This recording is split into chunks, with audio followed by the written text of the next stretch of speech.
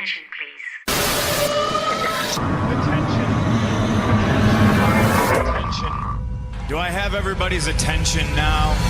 Burn it down! This is the In My House Pro Wrestling Podcast. Finally, The Rock has come back home. ScottyVia brings you your new favorite pro wrestling podcast. There's nothing you could do that is more dangerous than wrestling CM Punk. He's got the latest in covering all of the major promotions in professional wrestling. Austin 316 says I just whipped your ass. Breaking news and hot topics, he's covering everything from Monday night till Sunday night's main event. I'm the hottest thing in professional wrestling. I'm Dr. Britt Baker. And we never forget to go old school. I was rowdy before rowdy was cool. From the golden era The irresistible force meeting the immovable object. to the attitude era. And if you're not down with that, then he's got 2 words for you. To the revolution. It's about the 14 years it took me to go from undesirable to un-goddamn deniable. And everything in between. This is your pro wrestling podcast. This is In My House. Give me a hell yeah.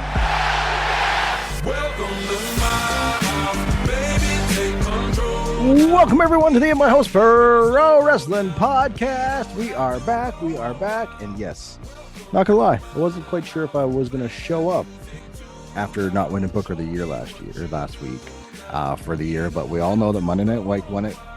So we sent Monday Night Mike off on vacation to lovely Korea, and he will spend a couple weeks there.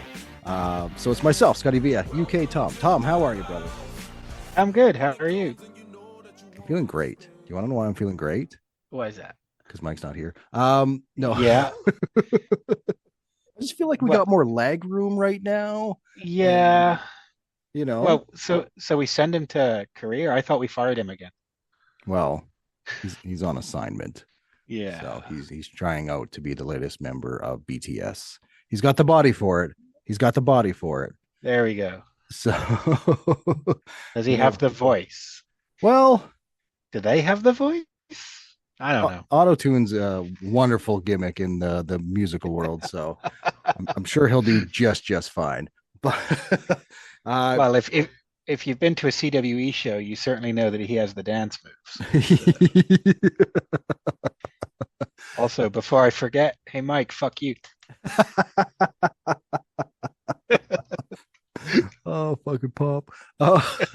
Mike will be back in a couple weeks. It's myself and UK Tom here. And one of the reasons why I'm feeling so great today, Tom, is nostalgic reasons. I love nostalgia. I love things from my childhood. And we got a giant dose of that last Saturday for Saturday night's main event. It made the big comeback in the world of the WWE. And I think they did it right. I think they hit a home run with this. Tom, it was 2 hours on NBC. We got 5 matches.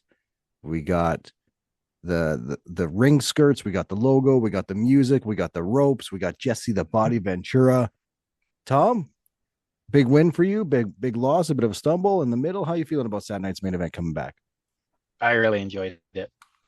The nostalgia of the entranceway with the old colors, but the new logo. I thought that was cool. Even stupid little things for me were really cool, like the fact that the gate style barricades were back and the referees were wearing the shirt and bow tie, and I thought that was cool. I haven't watched a show with commercials live for probably a decade. So by the time we got through the first match, I was apocalyptically angry, but putting that aside, because I mean, I chose to watch it live, so that's my fault. It was a very enjoyable card. Yeah. So I think we should work backwards. I agree. We tend to have to be like blah, blah, blah, when it gets to the main event, and that's never good. So the main event of Saturday night's main event was obviously Cody versus Kevin Owens for the WWE Championship. One thing I wish they'd done is they'd kept the reveal of the Winged Eagle to be on TV. They hadn't released anything that it was going to happen. That with Cody opening the jacket, kind of like he did when he had the pack all fucked up. I think it would have got a similar reaction. I think it would have got a big pop in the arena and online, but I also think that tease that they did just built that anticipation to have people wanting to tune in. I don't think there was a wrong answer there. I think what they did the teaser was fine, but that initial reveal where if we hadn't known at all, and all of a sudden he opens that jacket, it's the Winged Eagle, I'm through the roof. Pop. Yeah. Huge. Now, I enjoyed the match. It went kind of as I thought it would, right till the finish. Yeah. Because I think I picked Kevin Owens to win here. So did I. I was a little worried about Jesse Ventura being on commentary for this. I thought he was great. So Jesse Ventura was back. Jesse the Body Ventura was back from a Saturday Night's main event. He only did color commentary for the main event. He opened the show with Joe Testori, or I believe that's how you say his name, on like a platform with a podium, kind of running down the card. And it was a nice welcome back for Jesse. But Jesse was there for just the main event, and he was very, very good. He knew what he was talking about. He knew his role. He was the heel commentator that we all love to hate and love hearing on a broadcast like that. So he knew his stuff. Some people online killing him because he kept calling Kevin Owens Kevin Owen. The guy's 75 years old. He hasn't been in wrestling for like 40 years. He's getting caught up. A minor error like that doesn't bother me one bit. But it was great to have Jesse the Body Ventura back on the call, and he'll be on the call again for future Saturday Night main events throughout the next year. And also dropping an S off of a name. Who gives a fuck? Exactly. Pat Patterson did it all the time. So exactly. Hey, he didn't call Cody Rhodes Cody Runnels, so that's good. Yeah. The match for me, again, same as you, went the way I thought it was going to go. I really liked the aggression that we got from Kevin Owens. I really liked the beatdown that he gave Cody, but I also like that Cody didn't back down either. They sold the minor ankle injury from 2 weeks ago when Cody Rhodes fought Chad Gable. That was like a storyline within the match that even Jesse the Body Ventura was really harping on. He was like saying Cody is not a smart champion taking a match against Chad Gable, and look, he's hurt. His ankle isn't 100%, and Kevin Owens is going after that. But Cody Rhodes fought back. He fought through. The RKO on the table that didn't give was a nice little. I liked it a lot. It was a nice spot, and it planted seeds again to be like, hey, don't forget, Randy Orton is still involved with what's going on with Kevin. Don't forget, Randy could be coming back. So I like that a lot. To me, that was like perfect seed planting for Cody, Kevin, and Randy. So speaking of the aggression shown by Kevin Owens, we kind of have to talk about the angle they ran off after the show with the package pile driver and the stretcher job. Now, I don't know if I'm in the minority or not here, but it pissed me off that this was not on the show. You were heated in the group chat, brother. I was mad as all hell, saying all things I can't say on a podcast. Well, I probably can, but I'm in a pretty good mood today. So, so why run the angle and not put it on TV? Don't make it difficult for me to watch your content. I don't make me have to go to Twitter after every show, or Instagram, or whatever the hell Blue Sky is, or any of these things. Like, if it's important enough to run an angle, put it on the fucking show. I do agree with you. I would have loved to have seen that be the end of Saturday Night Main Event. But I think that much like the Winged Eagle, they got the response that they were going to get no matter what. I truly believe that. How many of us after a wrestling show go to Twitter and Instagram anyway, just to see reactions, to see what's going on? And now you're getting brand new information that wasn't on the show that, holy fuck, like, because I didn't see it. You text the group chat to be like, Kevin Owens went after Cody Rhodes after Saturday Night's Main Event. We're like, fucking what? And then I think you're like, he hit the package pile driver, like, and couldn't grab my phone fast enough. No. To see that. And it's a little bit of, I do agree, because it's like that FOMO hits of like, oh my God, I'm missing out. What's going on, right? And yes, it would make that television product so much better. But Bully Ray was talking about this on Busted Open, where Saturday Night's Main Event was very much for people that don't watch wrestling or haven't watched wrestling in a long time, but have heard of Saturday Night Main Event.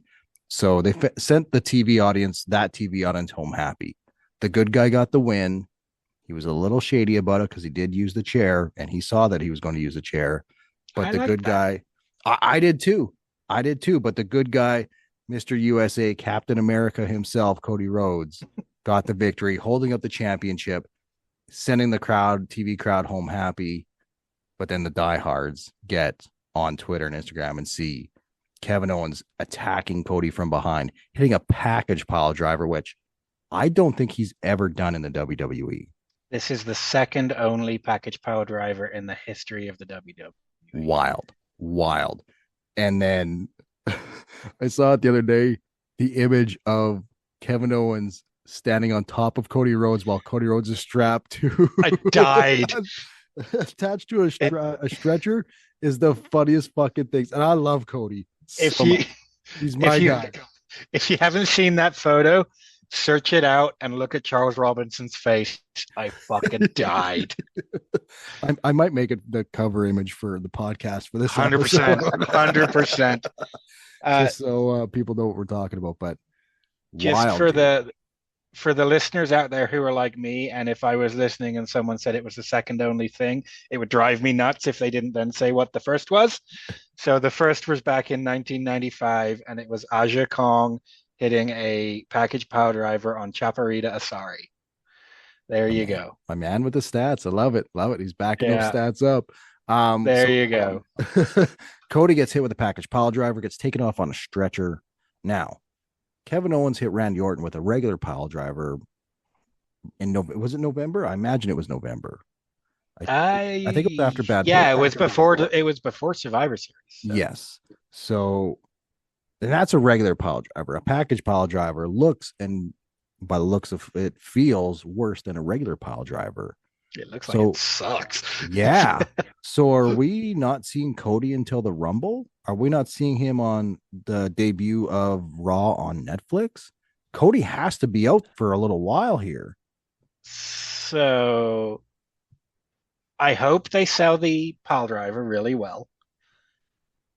But it will also bug me if we don't see him to the Rumble, because the 30-day rule, which is used whenever they want. I know, and that bugs me. Either have a rule or don't. But I think we get.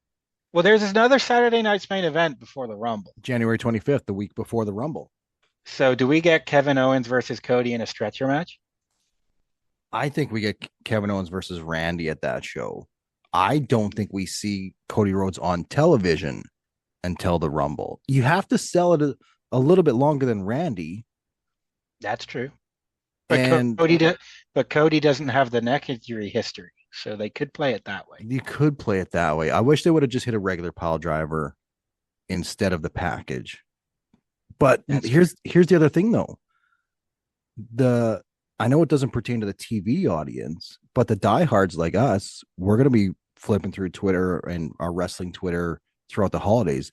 The holiday tour, which goes through Madison Square Garden and all these big shows, Cody's not going to be on those. Are you kidding me? He's got to be on those.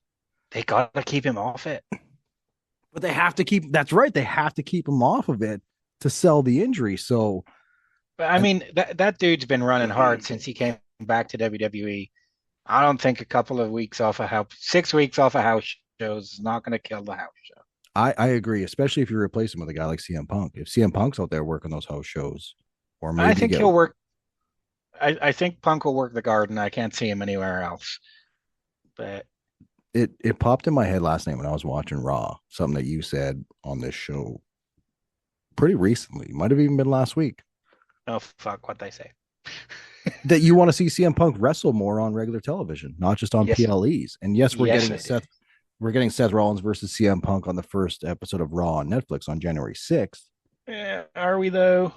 It's scheduled to happen. Card subject to change. It's scheduled to happen. And I think it has to. I think you've got to hit a home run with this 3-hour Raw on Netflix. And I don't doubt that they will. They're bringing in all the big guns. So, I mean, if you look at the promo package, I know we're getting off Saturday Night's Main Event for a second. Yeah. Have you seen all the wrestlers revealing their Monday Night Raw like walk intro kind of thing? Fuck no, I forward through that shit. But you've seen it though, right? You've seen that like I Bronson Reed vague- and Vaguely aware of it, yeah. so I paid attention to it today. Seth Rollins and Bronson Reed, they've released theirs, but then the Gorillas of Destiny, Tonga Loa and Tama Tonga, Solo has one, Bianca Belair has one, LA Knight has one, and Roman Reigns has one. We're getting some shifts. Those are all SmackDown people.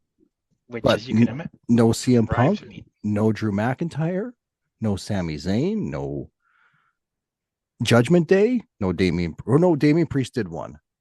But they got the transfer window open, which is like a baseball or a football term for Oh, fuck being if able I to know. trade. I work for a sports radio show. I should probably know that, but that's coming. That's open right now, or it's coming up. So there will be some roster shifts happening for superstars. But I'm like, man, there's no Drew, there's no CM Punk. What's going on here? Like no Rhea Ripley that I saw.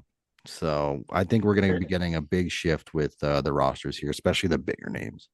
What's going to be interesting though is it's going to be. I mean, I know it's not in the States, but for the first time ever, everything's on the same network or streaming or so for the first time ever, it doesn't really matter where people are. That's true. Because it's not like Fox are going to be like, hey, the other people have all of your stars and we have Gilbert. Netflix have everybody. For pretty much outside of the United States, Netflix has got everybody. And in the United States, Netflix has Raw, but USA Network has SmackDown and CW has NXT. But then when that expires, you got to think Netflix are going to throw money at the States. If Raw continues to be a massive success on Netflix, Netflix will take everything. And they should. Well, unless they're outbid by like Amazon Prime or Disney Plus or whatever it may be. There's going to be bidding wars for sure for these streaming services. But let's get back to Saturday night's main event here. I agree with you that yes, I would have loved to have seen the beatdown by Kevin Owens happen on the show, but the reaction is the same. Everyone was on Twitter and Instagram talking about it, sharing it, wondering what happened. We got different camera angles. The one thing we haven't talked about, Tom, is after that beatdown happens, Kevin Owens grabs that Winged Eagle championship, the greatest looking championship of all time, starts walking to the back. He starts posing with it. Triple H comes out, gets in his face, pushes Kevin Owens. Kevin Owens pushes him back, and that one hand pushed him right on the heart. I was like, easy, brother. You got to be careful. Yeah, let's not trigger that defib here. Exactly, which I loved and hated it. I love the fact that Triple H is coming out. What the fuck you doing? You're wrecking the show. Like, we're trying to send fans home happy here. You're attacking our guy. You hit him with a pile driver, which is banned. And then they get physical. But we know we can't get that payoff with Triple H versus Kevin Owens. At least that's what we know right now. Or can we? To me, if they didn't get physical, I'm not thinking about that. But they put hands on each other. I want to see that. The thing with WWE, for the most part these days, is they don't want shit getting out. Right? They're doing a great job of it too. So, like, using the Motor City Machine Guns as an example, unless you knew that logo when it popped up in the vignettes, you didn't know it was them coming in. And there was no no confirmation that they'd signed until that it popped up, Motor City Machine Guns. Yeah, so true. So who knows if Triple H is healthy enough these days? And Kevin Owens, despite his aggressive gimmick and hell of a worker, safe as hell. Stone Cold's like, I'll work with that guy. Right? Came back in, what was that, 38, WrestleMania 38, where Stone Cold has refused to come back to work with anybody over the years since he's retired. But got in with Owens, no problem. Exactly. Stone Cold let him use the stunner. He could have told Kevin Owens, "No, you're not the guy." He did. Stone Cold let Kevin Owens suplex him on the concrete. Yeah. And I think on the stage too, right? And on the stage. Yeah. So it could happen. Anyway, you are right. It has planted seeds that who knows if they can let that tree grow or not, but I guess we'll find out, which is one of the exciting things about wrestling these days. A lot of things are, we'll find out. Yeah, there's so many options right now and so many opinions going around that it's almost impossible to easily fantasy book, hey, we know how this is going to go to Mania. There's too many options going around for so many superstars right now. The rest of Saturday night's main event, really, really enjoyed it. We got Rhea Ripley, or sorry, not Rhea Ripley. We got Liv Morgan versus Io Sky for the Women's World Championship. Oh my God, that knee. Dude. I thought she was out. She should have been out. Liv Morgan got a lot of respect for me because she ate that fucking knee. It was like a V trigger from Kenny Omega, and she got right back up. She sold it, but she got up, sold the hell out of it, bleeding from the nose, and finished the match when I don't think a lot of people would have done that. But I enjoyed the match, but I did expect a little bit more. It's one of those things. I was actually having a conversation with a guy at work about this with Io Sky. She doesn't get the pop when she comes out. When the music hits, people don't pop for Io. She wins them over throughout the match. And then the crowd gets louder and louder. I think they need to find a way to get people to invest in her a little bit more. Or I know some people won't agree with this and they'll all say, well, if you want that pop, get over. I think entrance music is such a big part of music hits. Holy fuck, that's one of my favorite wrestlers. I'm not disagreeing with you, but I quite like her personal entrance music. It's the damage control music I don't like. True. But they've been using that damage control music for so much. I think people are forgetting that her original music, which is very good, is hers, right? That's who that is. But the part I'm not disagreeing, but also not completely agreeing with you, crowds in the States don't pop for you. Yeah, that's crowds a really good call. Crowds overseas go batshit for you. Man, we pop for Io. Like anytime she's doing a match on Raw or a run-in or anything like that, it's in the group chat. Like, fuck, man, Io killed it again. Io's must-see TV for me. Same. And even like family members, when I'm watching the show and they're not really paying attention too much, when Io just goes off, like that dive through the ropes the other night. That's amazing. She goes the way it's supposed to be. I have nothing else left to do, but I have to throw my body through the ropes to the floor and take this person out completely. The way suicide dives used to be back in the day, where Eddie Guerrero was like, fuck, I don't have any other options right now. Nothing else is beating this guy. I've got to jump through the ropes and take him out. Owen Hart the same way. Bret Hart, when Bret would do it, it was like a last ditch effort to try to take that opponent down. When Io does it, she doesn't hold back. She kills opponents. So fun fact for you. Ooh, I love these. Io's sister is a wrestler too. Really? And she still wrestles in Japan. She stopped for a while and she's back in again. You know what her name is? I have no idea. Mio Shirai. Io and Mio? That's amazing. Yeah. Does she work at Stardom or where's she at? She is in it's not Stardom, and the name of the company escapes me right now. I don't remember. It's not Marigold? It's not Marigold. Oh, okay. It's one of the smaller. Okay. Like I don't even think they run Cork and Hall. Okay. It's gonna bug the shit out of me now, but I'll remember. So I'll give you a little fun personal fact. So, as many of you may or may not know, I pay monthly for New Japan World. Last night, I actually fired it up just to see what was upcoming on New Japan World for like pay-per-views that they're actually showing that you don't have to pay extra for. And they have Stardom on there. And I was like, whoa. Like I believe they do like a weekly television show. Yeah, they do. And I was like, oh fuck, here we go. So I think I'm gonna watch some Stardom over the Christmas break. I'll give you some names to look out for. Fuck yeah. Hit it up. Also, I told you I'd remember. The company is called Ice Ribbon. Ice Ribbon? Yeah. Amazing. I don't even want to know why it's called that. I just love that it's Ice Ribbon. I couldn't tell you.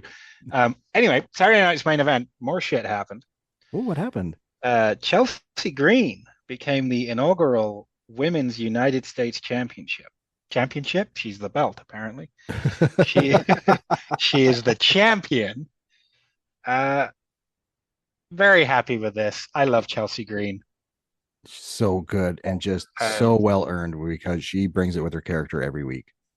And she's the I don't like this word very much, but she's the only gimmick that's not a gimmick.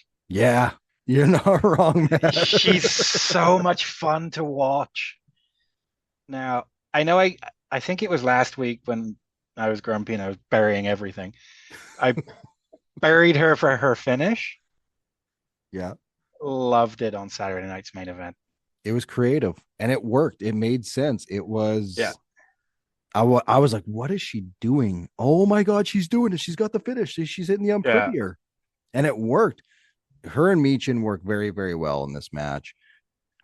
I like your opinion on the last match. I was hoping for a little bit more out of this match, but time limits are a thing, and it's not like it's a PLE where you can just kind of go when you're on the WWE network, so you can kind of go over whatever. This is NBC. Everything's got to be nice and tight. Yeah. And they hit it out of nowhere. It was perfect. And I was really happy about it. I hummed and hawed throughout this tournament, and I'm even doing that with the Intercontinental Championship Women's Tournament as well. I think it definitely helps the championship right off the bat to have a veteran like a Natalia win the title or Bailey.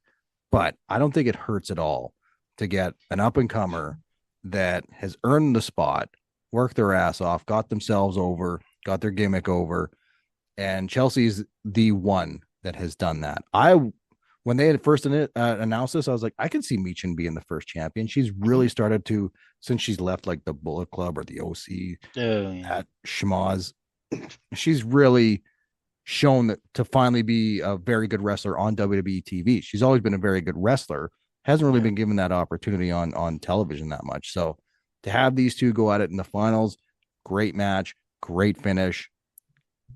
The first women's United States champion is Canadian, and that's a nice feeling. Oh yeah. Victoria, BC, baby. Yeah. Fuck me, what was I gonna say? I have literally no idea what I was gonna say, so I guess it might not. I guess we'll move on to another match. So Drew McIntyre and Sami Zayn open the show. It did. Surprised me to open the show, to be honest. I thought it surprised me to open. I thought it was a great opener. I enjoyed the match a lot. It's two guys that can work. We've seen this evolution of Drew McIntyre happening for the last year, maybe year and a half, of just such an aggressive side. He's always been a fantastic wrestler, but now with this heel side, this heel gimmick, but it's one of those heel gimmicks where he's speaking truths. Yep. He's never lied about things. He's talked about why he's been displeased with the bloodline or CM Punk coming in and stealing spotlights, stealing spots, and he's angry about it. And right now, this vendetta that he's on to go after anybody that's been associated with the bloodline is awesome. I love it. And the first guy on his hit list was Sami Zayn. Sami Zayn, we all know how well he can work. We all know he's the underdog from the underground. Wasn't expecting Sami to win. Sami went out there and did his job. Did a great job working with Drew. One of the things that I loved was the finish. The finish was out of nowhere. It was quick. Sami rolled Drew McIntyre back in the ring. McIntyre got up. Boom. Claymore. Oh, done. And Tom, I want to jump for one quick second. There's been a lot of bullshit and bitching and moaning on the old internet about how people didn't like the quick finishes in these matches for Saturday night's main event. We didn't get a lot of false finishes. Motherfuckers, the finishers finished the match. The finishers meant something more than ever on Saturday night's main event. Every finisher that was hit resulted in a 1-2-3. And it's a TV match. Shut the fuck up. Exactly. I just need to get that out there, but now you said some very interesting words there. Sami Zayn did his job. His job is to lose, which makes him a what? The ultimate underdog from the underground is what that I'd say. I'd say that Mike's not here. Mike's not here. You don't have to play this part anymore. I'd say that makes that ginger fucker a jobber. You just wait. There's a part of me that thinks one of the nights of WrestleMania will end with Kevin Owens defending his title against Sami Zayn. Hey, I'd be all for that. All kidding aside about Sami Zayn, I'd love that match. I really, really want them to have a Kevin and Sami feud again with Triple H at the helm of creative. I think that could be a fantastic story, but we all love Sami Zayn. Do we? Yeah, we do. We do. I see it in you guys' eyes. I gotta admit, heel Sami Zayn, I really like. Oh, the conspiracy theorist Sami Zayn was fucking amazing. So much fun. Before we head out, we should get into the triple threat match for the World Heavyweight Championship. Gunther defended against Finn Balor and Damian Priest. Not gonna lie, I was really just hoping for Gunther versus Finn Balor because I thought that match would have been a very, very good match. I don't really understand why they put Damian Priest in here, but I don't think they wanted Gunther to take a loss. And I think they wanted Priest on their show because he's going to be a part of NXT or Netflix Monday Night Raw. Could you imagine for that NXT? But again, very, very good triple threat match. I thought Finn Balor was the MVP of that match, dude. He really showed out. Same. And I think we also have to talk about Gunther managing to muscle Damian Priest back up on the nearly botched powerbomb. Damian Priest is a big man. Yes. So to just, nope, you're going back up. That's one strong Austrian. Hell of a match. Loved it. Love the match. I love the fact that he powerbombed Damian Priest on the steps on the outside of the ring and then got in and powerbombed Finn Balor and took the victory and stood up like a badass champion. That got me back on board. I'm not gonna lie, I've been off the bandwagon a little bit with Gunther.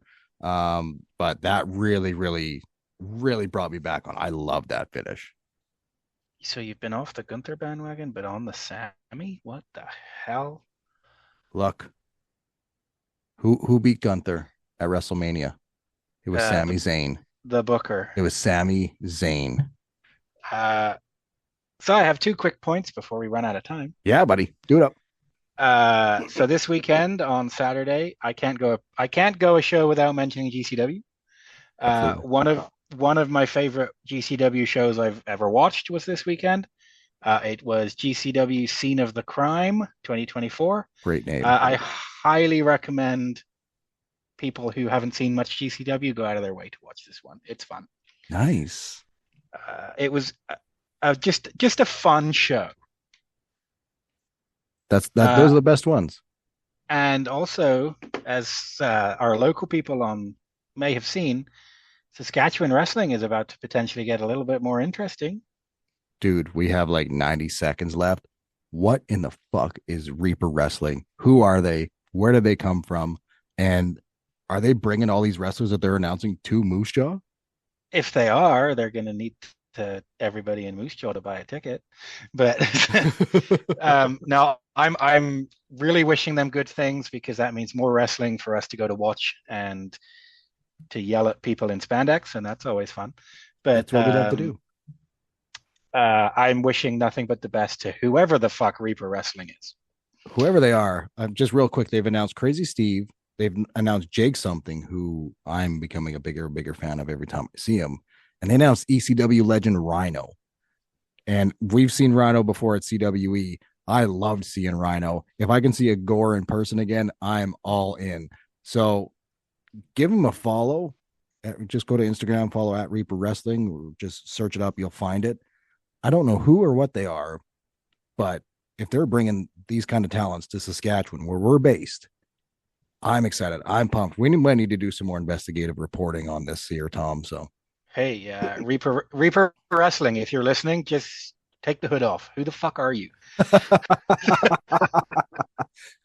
oh man, I love it, dude. Supporting local pro wrestling is so much fun. We've in our area, we've got Ringside Wrestling. CWE comes through like a handful of times a year, and they're always a great time.